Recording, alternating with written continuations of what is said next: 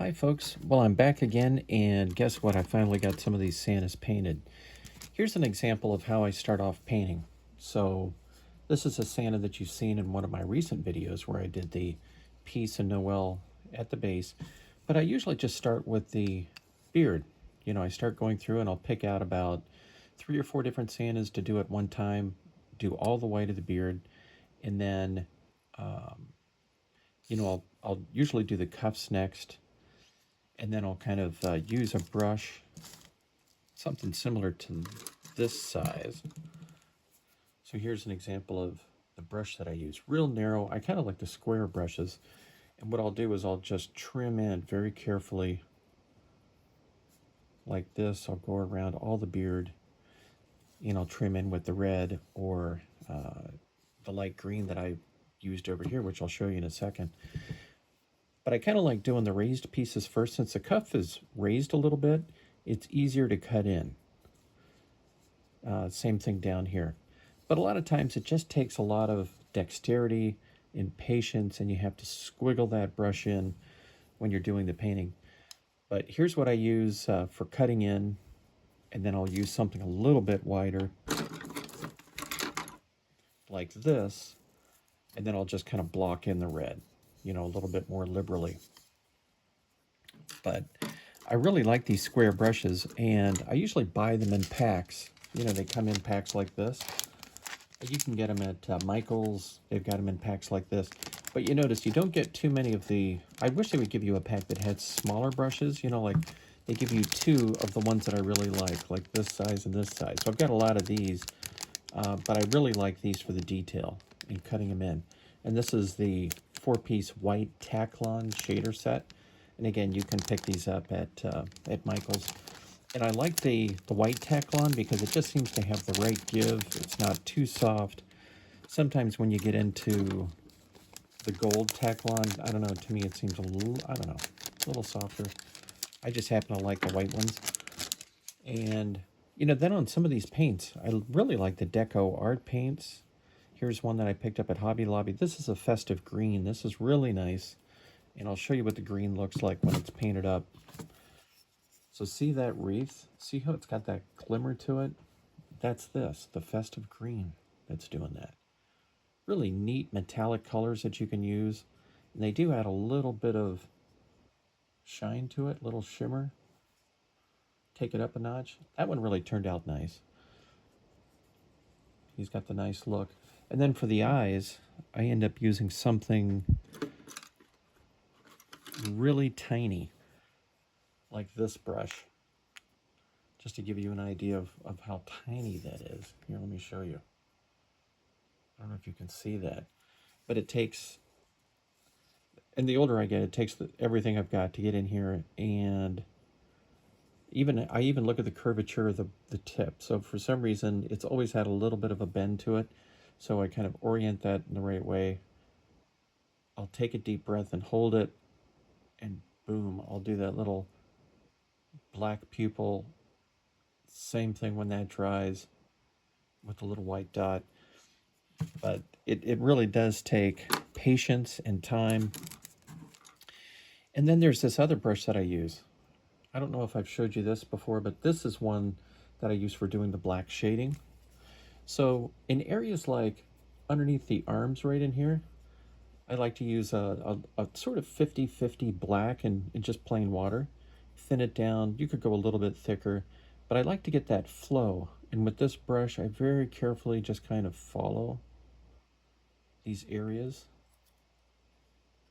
A little something there.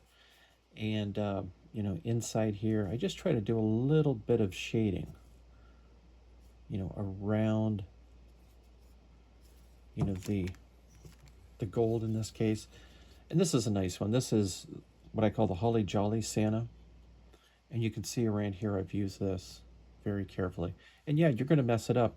Trust me, it just seems to happen. And then you got to go back and touch it up with a little bit of red. But not a really big deal. But it makes it really stand out. And then for that detail on the cuff, you know, I use this tool, which is the, I don't know, what do you call it? Just a plain stylus. I've used it so long I've lost the name on it. But you can get this at carving supply houses online, or you can go to Michael's and pick this up. And it's got one end over here. It's just a ball at the end, little tiny one, and then on this side a little bit more, a little bit wider. So on this, I think I used the fatter end, and you just dip it in your green paint. Again, I use the glitter paint on this one that I showed you earlier that's got a little bit of a shimmer to it. And, you just kind of do little dots like this. And of course, on this one, I think I used the smaller one and I just did the red dots around it. But kind of a nice effect. All different ways to do this. Here is the French hen Santa. You guys remember when I was carving this one. That turned out nice. And again, you've got to very carefully go in there for that lettering. And on the lettering, I use this brush right here. So you can see that it's a little bit more pointed. But I used that brush. And again, like this one, you can see it's kind of frayed out at the end. Well, before you start painting, if you just dip it in water and then just kind of wipe it off and sort of get that brush like that, now you can start painting with it. Then you kind of use, again, a little bit of a black paint that's a little bit more fluid, kind of thinned down a little bit. But still, it's you got to get in here and paint this in, and it does take a little bit of time.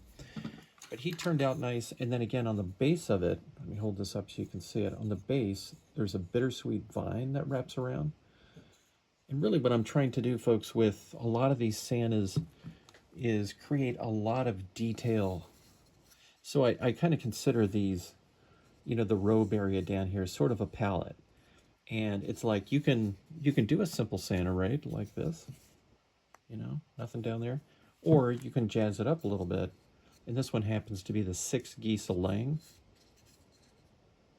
And you can jazz it up a little bit with something like a ribbon. Here's his eggs. And there's the goose, and he's got a little jacket on.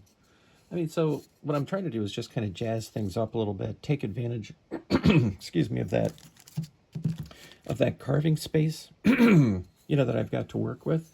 Here's another example of that. You can see this one's got a walking cane, and he's got a little bluebird. It's like instead of just doing a simple walking cane, put a little piece of, like a little ledge, and then here's a little bluebird that kind of snuck in. And again, here's the effect down on the bottom. And I've got some other examples. These are some of the little guys that I've got. I don't know what I was thinking here, but this is way out there. So this is my beach Santa. You see he's got the starfish at the top. And this is supposed to be a wave, with some starfish down here. I don't know how I'm going to work this out. This is going to be interesting. I want it to be like waves, and this will be, I don't know, the sky or gold. Who knows what I was thinking on that. But, here's a different effect around the robe. I used a different technique, and I kind of added a little bit of texture to it. But let me show you another example. And here's a classic one, is the stacked gifts around the base. This one everybody always seems to love. And again, very carefully carved Merry Christmas down here. I mean, it's so tiny. I don't know. I'm not really that old, but at some point I just keep wondering, how long am I going to be able to carve something so tiny, as opposed to something a little bit bigger? Because, my eyes, I can actually see them. They're not as good as they used to be. So here's an example of what I'm trying to do in terms of like filling the palette. So take a look at this Santa. I think this is one that I filmed showing you guys what I'm doing. So here's me trying to fill the palette up. So I had a lot of space down there. So I put a Christmas tree, and I did the gold ribbon, and it says Joy and Noel. So again, trying to really fill up that palette down there, all of this space, create some interest. And here's another one. He's got a very large wreath down at the bottom, and it says Joy on one side of the wreath. But again, this is going to be gold. The wreath, there's going to be a lot going on here.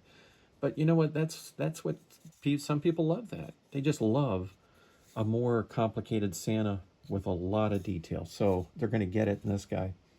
But what else can I show you? So the technique is, as I mentioned, I do the white and then I do the red, and very carefully detail the Santa. For the face, I use different paints. So I said I'd like to use things like Americana paints. Over here. Here is Rookwood Red. They don't make this anymore. Why do they carry a color and then just decide not to do it anymore? But they did that, excuse me, on Rookwood Red. And I don't know why, because it's such a nice, pretty red. Here it is. Beautiful. They don't carry it anymore. So I'm stuck with something like this. They've got Napa Red, which I don't know. It's kind of close, but it's a little more, I don't know. It's just not the same. You know how it is. We get stuck on something. We don't want it to change. So here's what I use. So the Americana, the Deco Art, and then I use something like this, the flesh tint for the face. And I went with something a little bit more heavy-bodied, because a lot of times when you're carving a lot of little detail around the face, the heavy-body paint will actually fill in some of those just minute little gouge marks that maybe you don't want to have. So in that case, little tip here, I use something like this, heavier body. Something like this, painting these Santas, I've probably had this 10 or 12 years. And same thing with this, the cerulean hue, which is a hue of blue. And I've had this.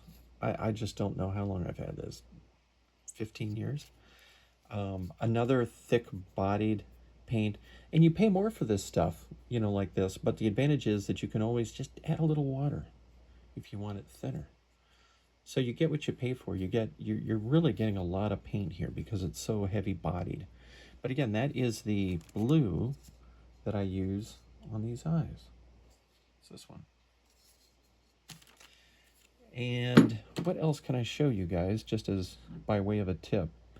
Of course, I just use the plain Snow White for the beard. I paint it twice. And a little tip here, I think I might have said this to you before, but before I create sort of like the antiquing effect, and for that, I just use a little bit of raw umber and water that's thinned down. But before I do the beard, I like the beards white, and when you put that antiquing on it, they tend to get really, really dingy fast.